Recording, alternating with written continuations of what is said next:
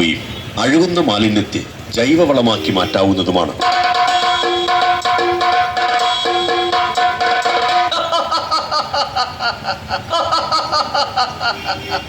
ഇതിനൊക്കെ വലിയ വിലക്കേടാ. വലിച്ചെറിയുകയാണെങ്കിൽ ഒരു ബുദ്ധിമുട്ടുമില്ല. വലിച്ചെറിയുന്ന മാലിന്യം നീരൊഴുക്ക് തടസ്സപ്പെടുത്തി വെള്ളപ്പൊക്കവും പകർച്ചവ്യാധിയും പടർന്നോളും.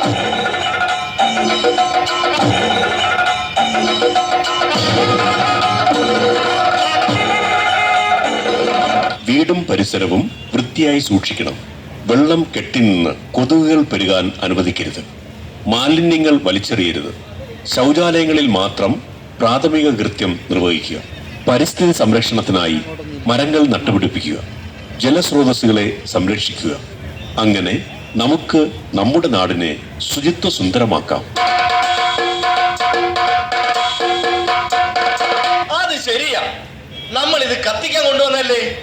ഈ മാഷ് വന്നപ്പോൾ, ഈ മാലിന്യം ഉപയോഗപൂർണമാക്കിയപ്പോൾ നമ്മളുടെ പ്രശ്നങ്ങളെല്ലാം പരിഹരിക്കപ്പെട്ടു. ശരിയാ. ഇനി നമ്മൾ മാലിന്യം വലിച്ചെറിയില്ല.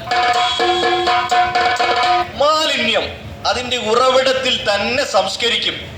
എന്റെ മാലിന്യം എന്റെ ഉത്തരവാദിത്വം. മറ്റൊന്നു ജീവിത ദുരിതം വിതയ്ക്കും മാലിന്യത്തെ അകറ്റിയിടാം.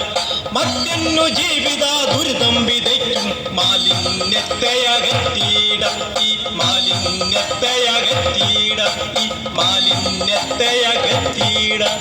മറ്റൊന്നു ജീവിത ദുരിതം വിതയ്ക്കും മാലിന്യത്തെ അകറ്റിയിടാം. ഈ മാലിന്യത്തെ അകറ്റിയിടാം. ജീവാജലത്തിനുറവയടയ്ക്കും പ്ലാസ്റ്റിക്കിനെ അകറ്റിയിടാം. ഈ പ്ലാസ്റ്റിക്കിനെ